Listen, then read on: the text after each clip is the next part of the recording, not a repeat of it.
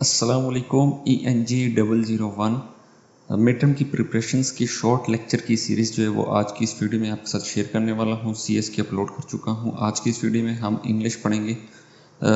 कोशिश करूँगा कि शॉर्ट लेक्चर्स के अंदर आपको चीज़ें समझा सकूँ।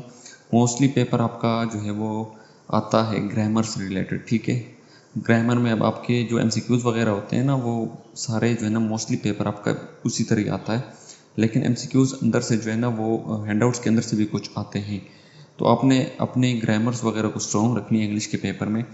तो आज का हम लेक्चर स्टार्ट करने वाले हैं। सबसे पहले lecture number 1, introduction to journalist writing, ठीक है जी। तो यहाँ पर बेसिक सी चीज़ें मैं आपको समझा दूँगा जल्दी जल्दी से उर्दू में, क्योंकि इंग्लिश पढ़ना उर्दू पढ़ना काफ़ी लेक्चर जो है वो लंबे हो जाएंगे। मैं एक सरसरी चीज़ें जो है वो आपको समझाऊंगा, इसके अंदर उम्मीद है कि आप लोग को समझ आ सके। डोनट नॉर्मन की एक मशहूर कोट्स है कि राइटिंग जो है वो इंसान के जो है वो तरक्की का एक सबसे बड़ा जो है वो टूल है, ठीक है। क्या? राइटिंग इंसान की तरक्की का सबसे बड़ा एक टूल है। इसमें क्या होता है कि ये हमें पिछली नस्ल का जो इल्म है उसको समझाने और अगली नस्ल तक पहुंचाने में मदद करता है, ठीक है जी। ये उसकी एक मशहूर यानी कॉल है, ठीक है। उसके बाद यहाँ पर 3 पॉइंट्स मेंशन किए गए हैं कि you must be ready to learn from the first day of school, don't you want to. यानी जब स्कूल स्टार्ट होता है तो तुम्हें जो है वो तैयार होना चाहिए सीखने के लिए, क्यों, ठीक है। तो सबसे पहले पॉइंट इसमें ये बताया गया है कि ताकि अच्छे से तालीम हासिल करो, उसके बाद अपना इजहार यानी सेल्फ एक्सप्रेशन उसको कर सको और ज़्यादा सेल्फ रेलेंट यानी ख़ुद मुख्तार बनो, ठीक है। उसके बाद यहाँ पर कुछ नीचे पॉइंट लिखे हैं। What is writing is a practical job related stimulating socials, ये सारी चीज़ें लिखी गई है। प्रैक्टिकल मतलब चीज़ को इल्मी करना, ठीक है, यानी सॉरी अमली करना, ठीक है। सबसे पहले प्रैक्टिकल में क्या होता है कि हम रोज़मर्रा की ज़िंदगी में छोटी छोटी बातें जो है वो लिखते हैं, जैसे कि सामान लाते हैं आप घर का, ठीक है, उसमें ग्रोसरी लिस्ट आ जाती है, उस चीज़ को किसी चीज़ को रिमाइंडर करना, नोट्स वगैरह बनाना, ये तमाम की तमाम जो है ना वो आपकी प्रैक्टिकल लाइफ में है, ठीक है जी। जॉब रिलेटेड यानी रोज़गार से मुतल्लिक अब आप इसमें क्या करते हैं, इसमें हर प्रोफेशनल जो भी शोबा होता है किसी न किसी सूरत में लिखाई जो है वो होती है, ठीक है जी। यानी आप लिखाई करते हैं, किसी कोई भी शोबा उसके अंदर आप लिखाई ज़रूर करते हैं, जैसे रिपोर्ट्स बनाना, मेमोज, ईमेल्स, प्रपोजल। तो ये आपके जॉब रिलेटेड जो है वो कैटेगरीज आ गई है। उसके बाद स्टिमुलेटिंग, ठीक है जी, सोच का जगा यानी स्टिमुलेटिंग मतलब सोच को जगाता है, ठीक है जी। स्टिमुलेटिंग क्या होता है? लिखाई हमारी सोच को बेहतर बनाती है और हम उसे बेहतर तरीके से जो है वो बयान कर सकते हैं, ठीक है, स्टिमुलेटिंग के थ्रू। सोशल में क्या होता है?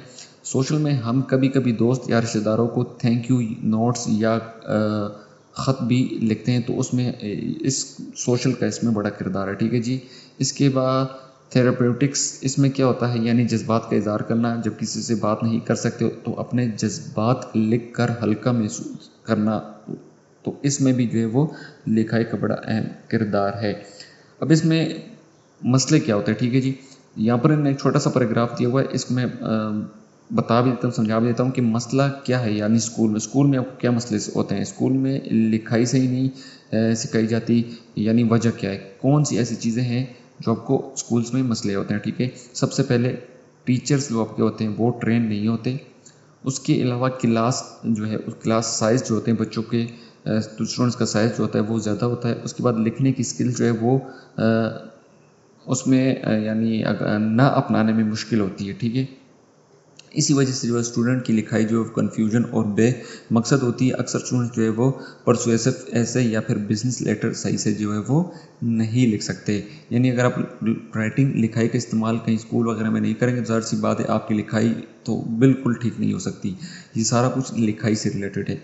उसके बाद थिंग्स टू नाउ, कुछ ऐसी चीज़ें हैं, राइटिंग सिर्फ लफ्ज़ों का जोड़ नहीं होता, उसके अंदर यानी लिखाई का सिलसिला सोचने से शुरू होता है, और यानी तुम्हें क्या चाहिए लिखने के लिए, तो वो सारी चीज़ें इसमें आपके पास आ जाती हैं। यानी क्या क्या चीज़ें, कौन कौन सी ऐसे टूल्स आपको चाहिए लिखाई के लिए, वो तमाम के तमाम जो है वो रिक्वायरमेंट है। सबसे पहले क्लियर थिंकिंग, यानी क्लियर सोच, पहले दिमाग में बात होनी चाहिए, तभी लिखा जा सकता है। अगर आपके दिमाग में कोई बात है तो तभी आप उस टॉपिक से रिलेटेड जो है वो लिख सकते हैं। मिसाल के तौर पर अगर किसी फंक्शन का लिखना है तो पहले याद करो कि वहाँ क्या हुआ, यानी किसी चीज़ के बारे में आपने लिखना है तो पहले आपने याद करना है कि वहाँ क्या हुआ है। उसके बाद सफिशिएंट टाइम यानी वक्त, पहले दिमाग में बात होनी चाहिए।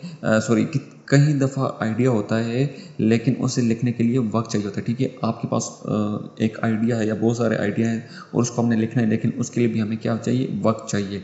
रीडिंग में क्या होता है, अच्छी किताबें पढ़ना तुम्हें बेहतर लिखने वाला बनाता है। ठीक है, उसके बाद मीनिंगफुल टास्क कौन कौन से ऐसे लिखा है जो किसी काम की हो, जैसे कि लेटर लिखना किसी रिश्तेदार को, या फिर अपने स्कूल के बारे में लिखना, यानी कोई भी ऐसे वगैरह कुछ भी लिखना।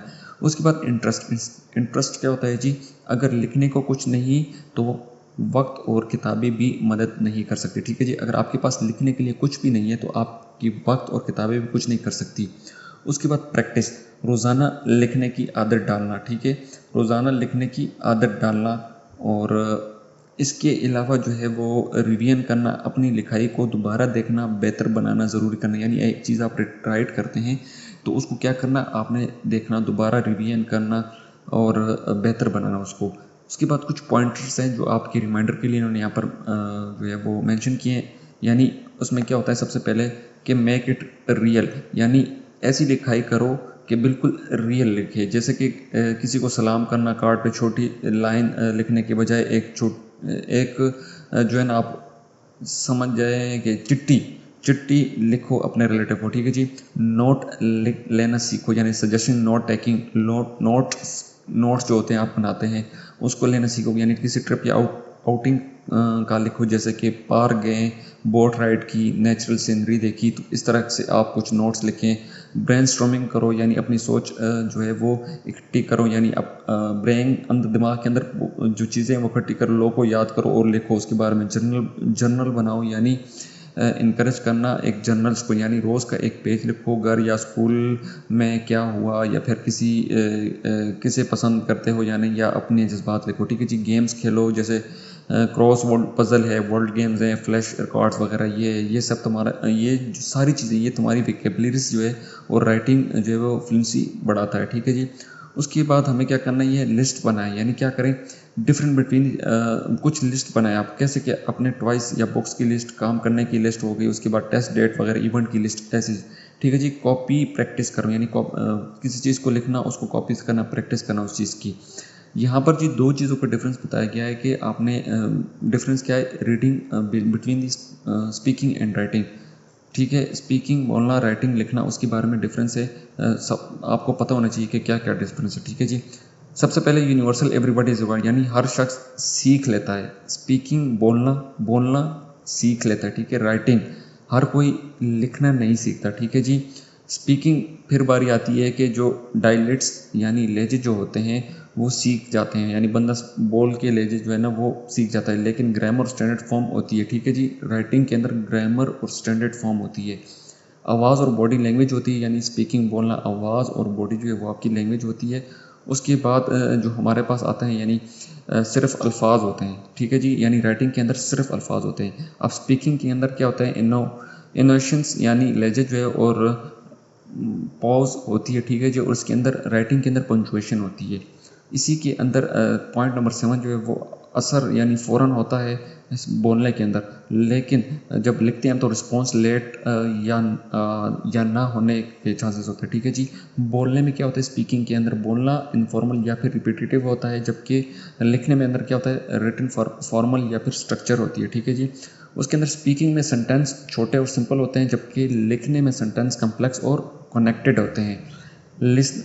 उसके बाद नेक्स्ट पॉइंट है कि लिसनर जो होता है, यानी स्पीकिंग के अंदर लिसनर का रिएक्शन मिलता है, जबकि राइटिंग के अंदर राइटर अकेला होता है, सिर्फ टेक्स्ट से कन्विंस करना होता है।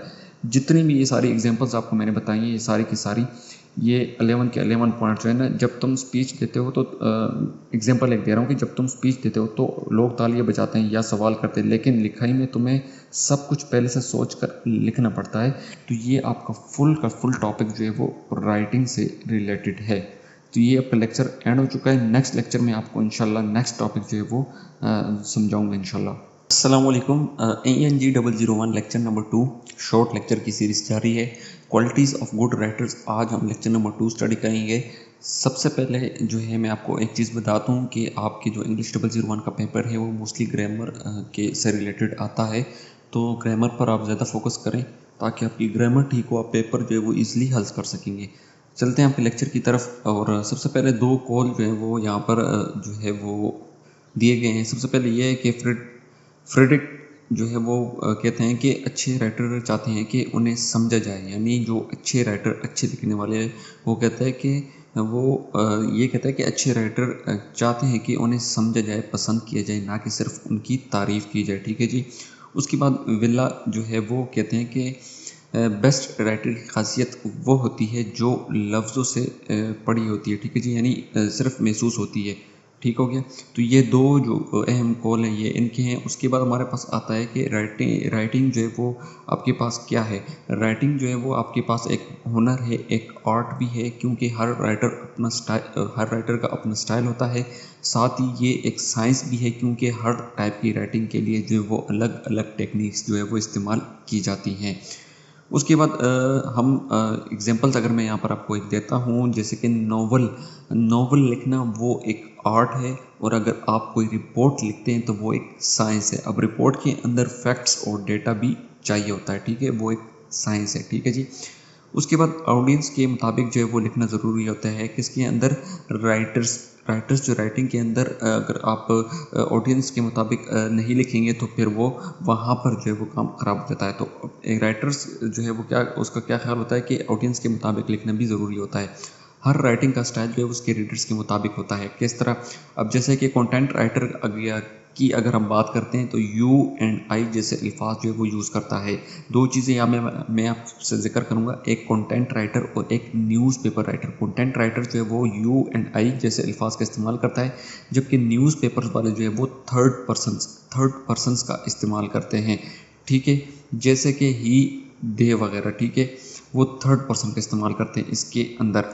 मिसाल के तौर पर ब्लॉग पोस्ट जो होते हैं उसमें लिखेंगे किस तरह?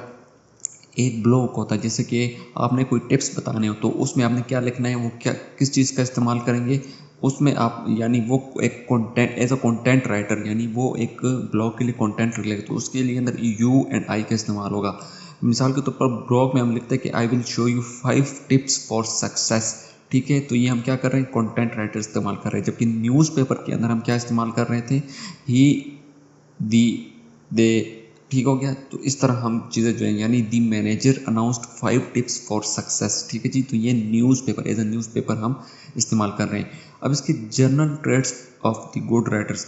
एक अच्छे राइटर्स के कौन से जर्नल ट्रेड्स होते हैं? ठीक है जी।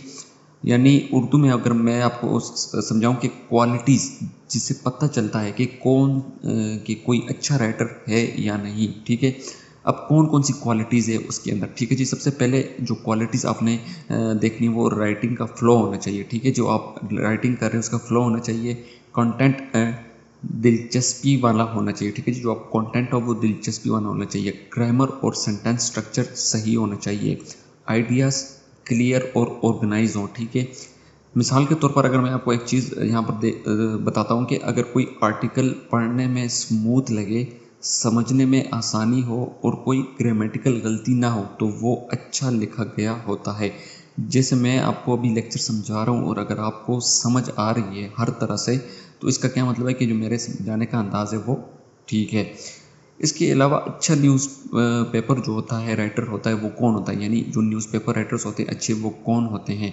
न्यूज़पेपर राइटर यानी जर्नलिस्ट जो होते हैं उसमें ये कौन कौन सी क्वालिटीज़ होनी चाहिए तो वो एक अच्छा जो है न्यूज़पेपर राइटर बन सकता है।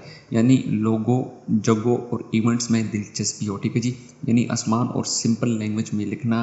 ग्रामर और स्पेलिंग स्ट्रॉन्ग होनी चाहिए। लोकल कम्युनिटी की अहमियत का एहसास हो। इसके अलावा हर वक्त जो है वो रेडी रहे, चाहे ओड यानी टाइमिंग हो, और उसके बाद डेडलाइंस का प्रेशर हैंडल कर सके। मेहनत और हौसला हो। तो ये सारी क्वालिटीज़ होंगी तो क्या होगा? एक गुड न्यूज़पेपर होगा। क्या सीखना ज़रूरी है एक अच्छे राइटर बनने के लिए? ये सवाल जो है वो हर किसी के माइंड में होता है। तो वो स्किल्स जो हर अच्छे राइटर में होती हैं। अब मैं यहाँ पर उस स्किल्स की बात करता हूँ। इन्होंने कि अब ब्रॉड रेंज ऑफ नॉलेज। अब इसमें क्या होता है, वसी मालूमात, ठीक है जी, बहुत ज़्यादा मालूमात। अच्छे राइटर हर टॉपिक पर लिख सकता है क्योंकि उसकी इल्म जो है उसके पास ज़्यादा होती है जी। जैसे साइंस राइटर अगर बायोलॉजी जानता है तो वो ज़्यादा अच्छे से लिखेगा। गुड ग्रेप्स ऑफ ग्रामर यानी क्लियर राइटिंग होनी चाहिए। हर लफ्ज़ सही जगह पर यूज़ करना, सेंटेंस स्ट्रक्चर सही रखना। एथिक्स एंड एक्यूरेसी यानी सच और ईमानदारी। इसमें क्या होता है कि हर राइटर को फैक्ट्स सही लिखने चाहिए और किसी काम, नाम या बात गलत रिप्रेजेंट नहीं करनी चाहिए, ठीक है जी। उसके बाद हमारे पास आता है कॉन्टेक्स्ट सेंसिटिव यानी हालात को समझना, ठीक है जी। हर बात हर जगह नहीं लिखी जा सकती। राइटर को पता होना चाहिए कि किस कॉन्टेक्स्ट में क्या लिखना है, किस जगह क्या लिखना है। कॉन्सिडरेट, इसमें क्या होता है कि रीडर्स को समझना, जो आपके रीडर्स होते हैं उनको समझना। हर राइटर को पता होना चाहिए कि उसका रीडर जो है वो यानी क्या वो सुनना चाह रहा है या क्या वो पढ़ना चाह रहा है, ठीक है। मिसाल के तौर पर अगर ऑडियंस स्टूडेंट्स है तो एग्जांपल उनकी ज़िंदगी से कोई टॉपिक या कोई चीज़ लेनी चाहिए, ठीक है जी। उसके बाद रियलिटी और सोशल कंटेंट समझना, ठीक है जी। अब इसमें क्या होता है, इसमें हर राइटर की ज़िंदगी असल बातों को रिफ्लेक्ट करता है और कम्युनिकेशन के 4 एलिमेंट्स यूज़ करता है। कौन से? सोशल कॉन्टैक्ट, मीडियम, ट्रांसमिशन और अंडरस्टैंडिंग। तो ये 4 ऐसे चीज़ें हैं जो क्या करता है, वो कम्युनिकेशंस के 4 एलिमेंट्स यूज़ करता है। जैसे कि एक राइटर अगर इंटरनेट पर आर्टिकल लिख रहा है तो उसे ये समझना होगा कि उसका मैसेज जो है वो ऑनलाइन ऑडियंस तक कैसे पहुंच रहा है, ये चीज़ उसको समझनी होगी। उसके बाद परसुएशन में क्या होता है कि हर परसुएशन मतलब मनवाना आना चाहिए, यानी अपनी बात को मनवा लेना किसी से, ठीक है जी। अच्छा राइटर अपने अल्फाज से रीडर्स को कन्विंस करता है, ठीक है जी। यानी कोई ऐसी जुमला या कोई ऐसी चीज़ वहाँ पे लिख देना कि वो उस चीज़ से कन्विंस हो जाए। एक्सप्रेस आइडिया क्लियरली यानी ख्यालात वाज़ेह बयान करना, यानी हर आइडिया जो लॉजिकल होता है और समझने लायक तरीके से प्रेजेंट करना चाहिए उसको। Right in different styles. अब इसमें क्या होता है, मुख्तलिफ स्टाइल्स के अंदर उसको लिखना कैसे, यानी मुख्तलिफ फॉर्मेट में उसको लिखना आना चाहिए। ये सारी चीज़ें हर आइडिया लॉजिकल और समझने के लायक तरीके से प्रेजेंट करना, ठीक है जी। यानी टेक्निकल, डिस्क्रिप्टिव, परसुएसिव। अब ये स्टाइल, ये सब स्टाइल जो है इसमें लिखना भी उसको एक राइटर को आना चाहिए। उसके बाद हमारे पास आता है ऑडियंस अवेयरनेस, यानी किसके लिए लिख रहे हो पता होना चाहिए। इस चीज़ का पता होना चाहिए राइटर को। बच्चों के लिए लिखना है तो लैंग्वेज सिंपल और फन होनी चाहिए। अडल्ट्स के लिए प्रोफेशनल्स और क्लियर टोन जो है वो इस्तेमाल करना चाहिए। उसके बाद क्रिएटिविटी है। क्रिएटिविटी क्या है, नए आइडियाज़ और यूनिक तरीके से लिखना, यानी एक राइटर बोरिंग टॉपिक को भी दिलचस्पी से लिखने की महारत हासिल करता हो, ठीक है जी। इंटरव्यूइंग स्किल्स यानी सवालात पूछने का हुनर।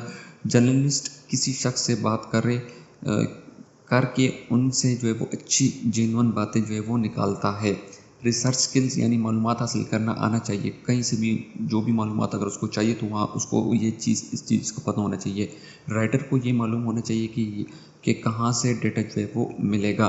Subject knowledge. अब इसमें क्या होता है, यानी स्पेसिफिक सब्जेक्ट नॉलेज, जिस टॉपिक पे लिखना है उसका इल्म होना चाहिए, जो सबसे बड़ी बात है।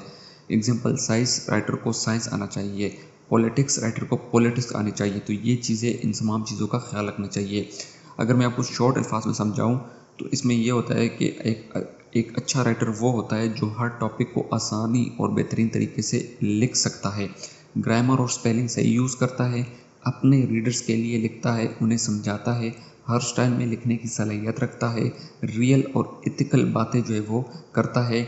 इसके अलावा रिसर्च और इंटरव्यूज़ करके मालूमात इकट्ठी करता है और हर हाल में लिख सकता है, यानी डेडलाइंस हो या प्रेशर हो, जो भी हो, इस सूरत में वो इस चीज़ को हैंडल कर सकता है। तो ये आपका लेक्चर नंबर 2 एंड हो चुका है।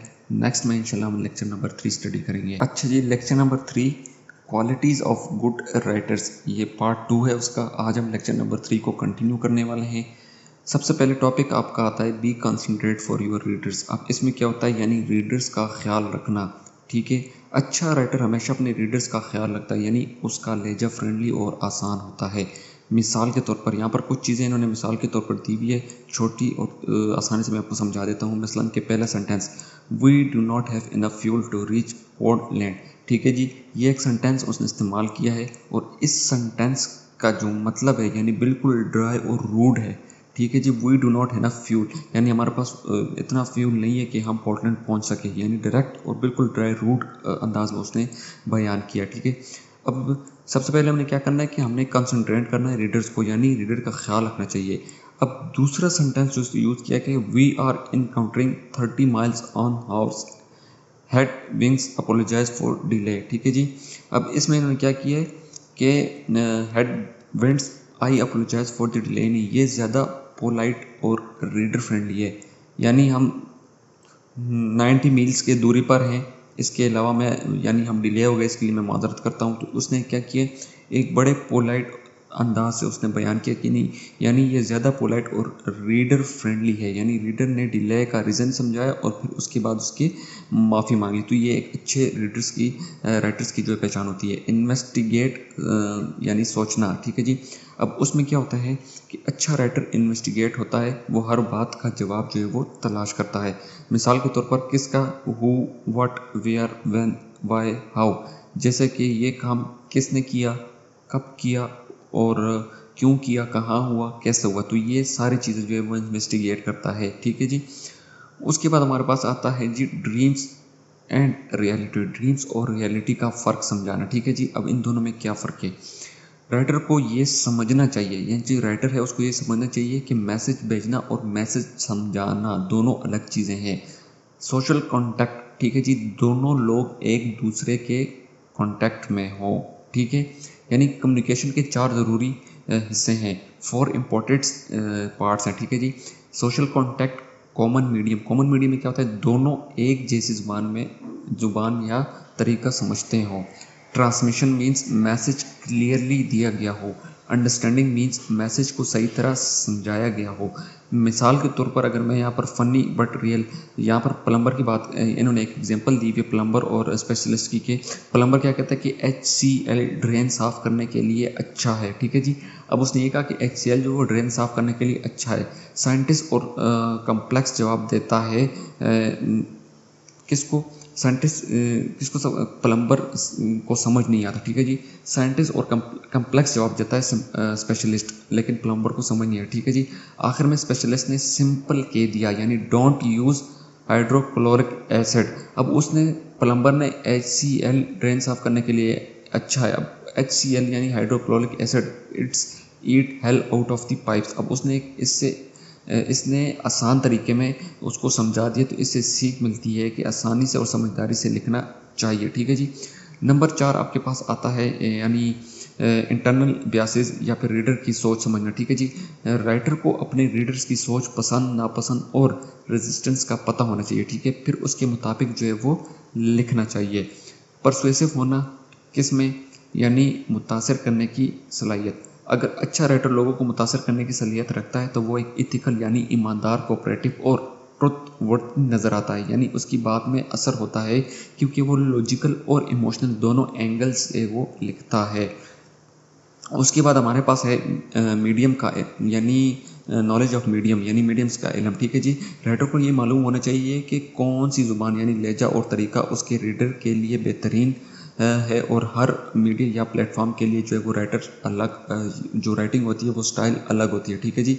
मिसाल के तौर पर व्हाट्सअप मैसेज या फिर न्यूज़ आर्टिकल दोनों के लिए जो वो अलग अलग इस्तेमाल होगी। व्हाट्सअप पर आप इनफॉर्मल लिखते हो, लेकिन न्यूज़पेपर में आप फॉर्मल जो है वो यूज़ करते हैं, यानी फॉर्मल और ऑब्जेक्टिव स्टाइल जो है वो यूज़ करते हैं। तो ये सारी चीज़ें जो है वो लेक्चर नंबर 3 के अंदर है, ये उसका सेकंड पार्ट है।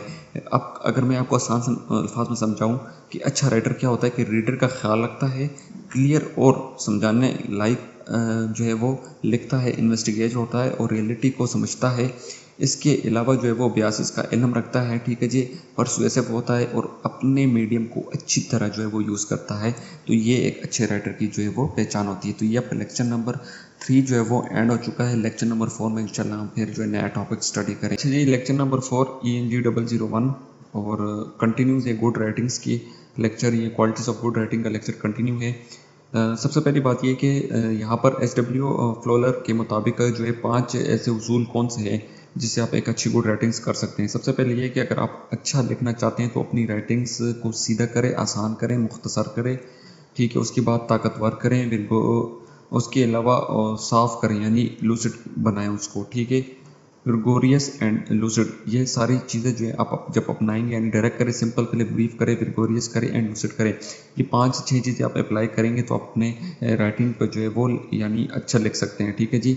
उसका कहना था मज़ीद नीचे जो 5 पॉइंट इन्होंने मेंशन किए कि उसमें इन्होंने ये कहा था कि आसान और आम जो है लफ्ज़ इस्तेमाल करो, जो है मुश्किल और अजीब लफ्ज़ से बचो, ठीक है जी। मुख्तसर लफ्ज़ लिखो और लंबी और गोल मोल बातों को छोड़ दो, ठीक है जी। सीधा लफ्ज़ यूज़ करो और इधर उधर की घुमा फिराना जो है वो बात इसमें नहीं डाली, ठीक है जी। आम लफ्ज़ चुनो यानी मुश्किल और जो डिक्शनरी टाइप्स लफ्ज़ होते हैं वो नहीं चुनने, ठीक है जी। शॉर्ट लफ्ज़ यूज़ करो, लॉन्ग फैंसी वर्ड्स को इस्तेमाल ना करो। उसके बाद हमारे पास कुछ नेक्स्ट स्टेप है, हमारे पास जो है कुछ और चीज़ें आती हैं जिसमें हम हर लफ्ज़ यानी हर फालतू लफ्ज़ को ख़त्म करो, यानी कौन कौन से फालतू लफ्ज़ हैं। अच्छी राइटिंग में हर लफ्ज़ का काम जो यानी जो भी आप लफ्ज़ यूज़ करते हैं अच्छी राइटिंग के अंदर वर्ड्स यूज़ करते हैं, उसका बड़ा अहम किरदार होता है। अगर कोई लफ्ज़ सिर्फ स्ट्रेंथ बढ़ने के लिए हो या जो पहले से कह चुके हो तो उसे दोबारा जो है वो यानी ना रिपीट ना करें, उसको हटा दें, ठीक है जी। गुड राइटिंग का मतलब क्या है, ठीक है जी। अगर हम यहाँ पर बात करते हैं तो गुड राइटिंग का मतलब क्या होता है। गुड राइटिंग का मतलब होता है कि क्लियर पॉइंट करना, स्ट्रॉन्ग स्ट्रक्चर बयान करना, ठीक है जी। करेक्ट ग्रामर स्पेलिंग का इस्तेमाल करना, सब्सटेंसेस करना या और साथ ही इंटरेस्टिंग करना, ठीक है जी। क्लियर पॉइंट से मुराद ये कि आपका मकसद क्या है, हर सेंटेंस उसी की सपोर्ट करे, ठीक है जी। स्ट्रॉन्ग स्ट्रक्चर से मुराद हर आइडियोलॉजिकली कनेक्टेड हो। करेक्ट ग्रामर स्पेलिंग इंग्लिश की बेसिक रूल्स का ख्याल रखो। और सब्सटेंस मीन आपको टॉपिक का नॉलेज हो, चाहे आप एक्सपर्ट ना भी हो, ठीक है जी। और इंटरेस्टिंग का मतलब है कि आपकी राइटिंग बोरिंग नहीं बल्कि इंगेजिंग होनी चाहिए।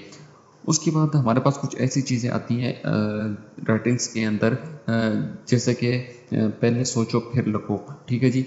लिखना शुरू अगर आप जब लिखते हैं तो उसको लिखने शुरू करने से पहले क्या क्या चीज़ें जो है वो अहम है। अपना मैसेज डिसाइड करो कि आपने क्या लिखना है, 1 या 2 आइडियाज़ लिख दो, ठीक है जी। अपनी ऑडियंस समझो, आपकी ऑडियंस कौन सी है। पर्पस समझो, आप क्या चाहते हो, बताना, मनवाना या इंस्पायर करना, क्या चीज़ चाहते हो। तो ये कुछ ऐसी चीज़ें हैं लिखने से पहले आपको जो है वो सोचनी पड़ती हैं। गुड राइटिंग की 9 करेक्टरिस्टिक्स कौन सी है, ठीक है जी। सबसे पहले क्लियरिटी है, कंप्लीटनेस है, उसके बाद कंसाइजनेस है, और उसके बाद है हमारे पास क्रिएटिविटी है, कंसिडरेशन है, करेक्टनेस है, उसके बाद क्रिएटिबिलिटी है, पर्टिसी है और कंक्रीटनेस है, ठीक है जी। कुछ इसकी जो है ना वो हमारे पास एग्जांपल्स हैं, यानी कुछ चीज़ें हैं। अगर आप अच्छी राइटिंग करना चाहते हैं तो उसके लिए कौन कौन सी चीज़ है, ठीक है जी। बारी बारी इनको स्टडी कर लेते हैं हम कि कौन कौन सी जो है ना वो हमारे पास जो है वो चीज़ें होनी चाहिए, ठीक है। सबसे पहली बात यह है कि क्लियरिटी, साफ और क्लियर मैसेज हो। कंप्लीटनेस, हर ज़रूरी इन्फॉर्मेशन दे दो। कंसाइजनेस, मुख्तसर हो। उसके बाद क्रिएटिविटी, थोड़ा यूनिक टच होना चाहिए। कंसंट्रेशन मीन्स रीडर को पॉइंट ऑफ व्यू का ख्याल हो, उसकी ख्याल हो, ठीक है जी। करेक्टनेस यानी ग्रामर स्पेलिंग सही हो। क्रिएटिबिलिटी, सच और रिलायबल बात हो। पर्टिसिमी, तहजीब से बात हो। और कंक्रीटनेस मीन्स आम और अंडरस्टैंडेबल लफ्ज़ यूज़ करो, ठीक है जी। यानी आसान अल्फाज यूज़ करो। मिसाल के तौर पर किस तरह, अब यहाँ पर अगर देखें कुछ शॉर्ट्स फेमिलियरली कंजर्वेशन वर्ड्स दिए गए हैं, जैसे कि अबाउट है और उसका मुश्किल वक्त सिरका है, ठीक है जी। इस तरह आफ्टर सब्सिक्वेंट है, होम है, डोमिसाइल है, यूज़ है, यूटिलाइजेशन है, पे है, रिमोरेशन है। पहले आपने क्या करना है, पहले क्या करना है कि after our perusal of the pertinent data, यानी पर्शियंट डेटा जो होता है वह दी कंक्लूजन, यानी बाद में क्या है कि आप उसकी प्रॉपर्टीज यानी प्रॉफिटेबल को यूज़ करें। उसके बाद जो अच्छे सेंटेंस होते हैं या पैराग्राफ होते हैं वो कैसे लिखते हैं, ठीक है जी। तो उसकी कुछ स्ट्रेटजीज होती है हमारे पास, यहाँ पर इन्होंने दी भी है। क्या है कि हर सेंटेंस 17 से 20 वर्ड्स का हो, स्टैंडर्ड होना चाहिए, यूनिटी हो, एक सेंटेंस में एक ही आइडिया हो, उसके बाद एम्फोसाइज भी हो, ज़रूरी बात क्लियर जो है वो हाईलाइटेड हो, ठीक है जी। मिसाल के तौर पर अगर मैं आपको सेंटेंस बताता हूँ कि being an excellent liar I am sure you can help us, तो आप ये जो है आप सबसे पहली चीज़ ये है कि आप सेंटेंस 17 से 20 वर्ड्स का स्टैंडर्ड होना चाहिए, यूनिटी होनी चाहिए एक, और एम्फोसाइज भी हो, यानी सेंटेंस में एक मेन आइडिया हो और ज़रूरी बात क्लियर हाईलाइट हो। तो being an excellent liar I am sure you can help us, ये अब हमारे पास गलत है। आपने करना क्या है, अब सबसे पहले हमने यानी कि सबसे पहले हमने क्या करना है, as you are an excellent liar I am sure you can help us. अगर आप एक अच्छे लायर हैं मुझे यकीन है कि आप हमारी मदद करेंगे। तो इस तरह की रीडेबिलिटी इंडेक्सेस में क्या होती है, यानी राइटिंग कितनी आसान है या कैसे मालूम करें। अगर आप अपनी राइटिंग को जो है वो आसान मालूम करना चाहते हैं तो कैसे करें। फॉग इंडेक्स जितना ज़्यादा उतना मुश्किल, यानी 6 से 16 स्केल्स, ठीक है जी। की बात करता हूँ यहाँ पर आपके पास है, ठीक है, ये वाली चीज़ें। स्मोक इंडेक्स यानी सिलेबस और सेंटेंस लेंथ पे पास हो। फ्लैश इंडेक्स यानी 0 to 100 का स्केल हो, 60 प्लस अच्छा स्कोर होता है। पीएसके इंडेक्स यानी प्राइमरी स्कूल लेवल राइटिंग का टेक्स्ट हो। और स्टिच इंडेक्स यानी यूएस आर्मी का लिटरेरी टेस्ट हो। अब हमने विजुअल एग्जांपल एनालॉग्स यूज़ करो, ठीक है जी। अब उसमें क्या होता है, ये तमाम के तमाम आपके पास एग्जांपल्स हैं, आपने सिर्फ रीड करनी है। ये फ्लैश इंडेक्स वाले, ये सारी चीज़ें मैंने आपको एक ही वर्ड्स में ऊपर बता दी हैं कि जो रीडेबिलिटी इंडेक्स होते हैं राइटिंग में कितनी आसान है मुश्किल, वो उसको कैसे मालूम करें। तो ये 5 शॉर्ट चीज़ें हैं आपके पास। अब इन्होंने ये देखिए पॉइंट्स में दी हुई है, फॉग इंडेक्स गाइड। अब ये सिर्फ अपने चीज़ें याद करनी है। मैं आपको यहाँ पर उर्दू में समझाता हूँ। फॉग इंडेक्स में क्या होता है कि जितना ज़्यादा उतना मुश्किल, यानी 6 से 16 का स्केल होना चाहिए। स्मोक इंडेक्स के अंदर क्या है, ये फॉग इंडेक्स था। स्मोक इंडेक्स क्या है कि सिलेबस और सेंटेंस लेंथ पे बेस्ड होता है, ठीक है जी। फ्लैश इंडेक्स के अंदर क्या होता है, 0 to 100 स्केल होता है और 60 प्लस जो है वो अच्छा स्कोर होता है, ठीक है। उसके बाद हमारे पास पीएसके होता है यानी पावर समर कैरल इंडेक्स। ये क्या होता है, 0 इसमें primary school level writing test का टेस्ट होता है। और स्टिच इंडेक्स क्या होता है, इसमें जो है ना यूएस आर्मी के लिटरेरी टेस्ट होते हैं। अब बिफोर और ये सारी चीज़ें आपने एक दफ़ा रीड करनी और कुछ भी नहीं करना। विजुअल एग्जांपल अगर हम यूज़ करते हैं तो एग्जांपल या इलस्ट्रेशन राइटिंग को जो है वो इजी और इंगेजिंग बना देती है, ठीक है जी। यानी विजुअल जैसे headline, bullet point, chart, colour, capital letters, italic वगैरह हेल्प करते हैं किसमें, इंपॉर्टेंट बात दिखाने में। अगर हम फाइनल एग्जांपल बिफोर और आफ्टर की बात करते हैं तो बिफोर यानी मुश्किल लैंग्वेज में, तो इसमें क्या होता है, defects.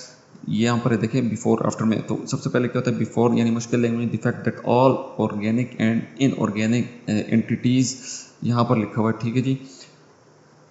Entities in integral feature of life. अगर हम इसको आसान में करें तो हमने क्या करना है जी, जितने भी चीज़ें हैं, all things go through cycles of change and decay, ठीक है। ये वाले बिफोर और आफ्टर वाले हैं, the effects of every part of our life. अगर आप इस तरह लिखेंगे तो आपकी राइटिंग प्रोफेशनल, सिंपल और असरदार होगी, यानी वो आपकी आसान हो जाएगी। तो ये बाकी चीज़ें जो है ना, ये वाली सिर्फ एक रीड करने वाली हैं, समझने वाली है। ग्रामर आपके ठीक होने चाहिए, बाकी आपको आसानी जो है वो समझ आ जाएगी। तो ये आपका लेक्चर नंबर 4 था। लेक्चर नंबर 5 जो है वो क्वालिटी ऑफ गुड राइटिंग, ये आई थिंक इसका लास्ट कंटिन्यू लेक्चर होगा। उसके बाद हम नए टॉपिक की तरफ जो है वो चले जाएंगे। तो सबसे पहले जो आपके पास लेक्चर नंबर 5 में क्वालिटीज़ ऑफ गुड राइटिंग है। अब क्वालिटीज़ ऑफ गुड राइटिंग में क्या क्या, अच्छी राइटिंग बनाने के लिए कुछ खास क्वालिटी ज़रूरी होती है। हर राइटर को इन पे अमल करना चाहिए। कौन कौन सी होती है, बी कंप्लीट यानी मुकम्मल लिखो, जो भी लिखना है मुकम्मल लिखो। अपनी राइटिंग में तमाम ज़रूरी मामलात शामिल करो ताकि रीडर को सब कुछ समझ आ जाए। कुछ ऐसे पॉइंट्स इन्होंने मेंशन किए हुए हैं। सबसे पहला पॉइंट ये है कि क्या आपने तमाम फैक्ट्स दिए हैं, क्या ज़रूरी बातें कवर की हैं, क्या आपने रीडर के सब सवालात का जवाब दिया है, क्या आपने लिखने से पहले प्लान बनाया है। तो ये तमाम की तमाम चीज़ें इसमें शामिल हो।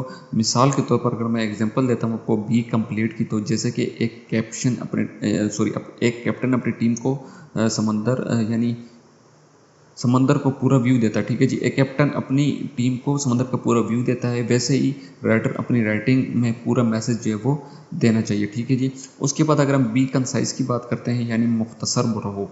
लंबी लंबी बातों की बजाय आप सीधी और छोटी सी बात करो। टाइम कम होता है इसीलिए ज़रूरी बात जल्दी होती है। इसके कुछ पॉइंट्स है कि इसमें यह है कि यानी सवालात इसके हैं कि क्या आप सीधा टॉपिक पे आए हैं, क्या आपने बेकार की रिपीटेशंस जो है वो उससे बचा लिया ख़ुद को, क्या आपने इतना लिखा है कि जितना ज़रूरी था, क्या आपने फजूल लफ्ज़ों से परहेज़ किया है।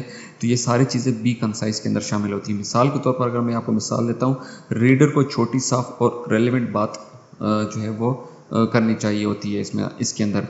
बी क्रिएटिव मीन्स के तख्लीकी बानो। अब इसमें क्या होता है, सिर्फ बोरिंग पैराग्राफ ना लिखो, कभी कभी क्वेश्चन आंसर फॉर्मेट चार्ट की सूरत में या तस्वीर का इस्तेमाल भी करना चाहिए। मिसाल के तौर पर जब आप समुद्र की आवाज़ ज़्यादा हो तो हैंड सिग्नल्स यूज़ करते हैं, वैसे ही राइटिंग में अलग तरीके इस्तेमाल करो, ठीक है जी। Be concentrate. अब बी कॉन्सेंट्रेट के अंदर क्या होता है, यानी ख्याल रखने वाले बनो, ठीक है। किसके, रीडर के पॉइंट ऑफ व्यू को समझो, सोचो कि उसे क्या लिखा हुआ, यानी सोचो ये कि उसे ये लिखा हुआ क्यों पढ़ना चाहिए। ठीक है जी, ऐसे जो है ना वो आपने यूज़ करना है। मिसाल के तौर पर यहाँ पर कुछ ऐसे पॉइंट्स है कि क्या आपने रीडर को पहले रखा, यानी उसकी प्रायोरिटी पहले दी है, क्या आपने उनके फ़ायदे पर जोर दिया, क्या आपने उनकी फीलिंग समझी, क्या आपने उनके ज़ुबान में बात की, यानी आपने उनकी ज़ुबान में बात की, उनकी ज़ुबान में उनको समझाया। तो ये सारी चीज़ें होती हैं। मिसाल के तौर पर जैसे जो है किसी और के जूते पहन के चलना, वैसे ही उनकी फीलिंग समझना होता है। बी करेक्ट, यानी दुरुस्त लिखो। स्पेलिंग, ग्रामर, फैक्ट्स सब सही होनी चाहिए, गलती की कोई गुंजाइश नहीं होती इसके अंदर। बी क्रेडिबल, यानी इसमें क्या होता है, भरोसेमंद, यानी जो रीडर होता है उसको यकीन दिलाओ कि आप जो कह रहे हैं वो बिल्कुल सही है, तजुर्बे पर मबनी है, तो उसके इस्तेमाल, यानी जैसे कि एक कैप्टन की बात पर ट्रस्ट होता है, वैसे ही राइटर की बात पे भी बिलीव होना चाहिए। ठीक है जी, रीडर को। बी कर्टियस, शफकत और अदाब से लिखो, यानी रीडर के साथ पोलेट रहो और उससे अच्छे अल्फाज में इस्तेमाल करो। क्या ये मैसेज रीडर का दिल जीता है? ठीक है जी, ये चीज़ें इसमें होनी चाहिए। क्या आपने सॉफ्ट और अच्छी ज़ुबान इस्तेमाल की? क्या please, thank you, I appreciate जैसे लफ्ज़ लिखें? क्या आपने ख़ुद पढ़ना जो है वो पसंद करोगे? तो ये सारी चीज़ें जो हैं वो ज़रूरी होती है। अब बी कंक्रीट, यानी वाज़े और ठीक ठीक लिखो। एब्स्ट्रैक्ट बातें ना करो, एक्स्ट्रैक्ट डिटेल दो जो रीडर को क्लियरली समझ आए। तो ये कुछ ऐसी चीज़ें होती हैं जो एक अच्छे रीडर जो होते हैं वो इनकी पहचान होती है। ठीक है, तो ये आपके पास जो है वो आपका लेक्चर एंड हो चुका है, ये वाला क्वेश्चन नंबर यानी लेक्चर नंबर 5। आखिरी यहाँ पर एंड में एक बात है कि अच्छी राइटिंग सिर्फ अच्छी इंग्लिश नहीं होती, ये एक फ़न है जिसमें क्लैरिटी, लॉजिक, क्रिएटिविटी और रीडर का ख्याल रखना भी ज़रूरी होता है। नेक्स्ट टॉपिक में इंशाल्लाह लेक्चर नंबर 6 के साथ आपके साथ जो है वो शेयर करूँगा। उम्मीद है कि आप लोगों को समझ आएगी।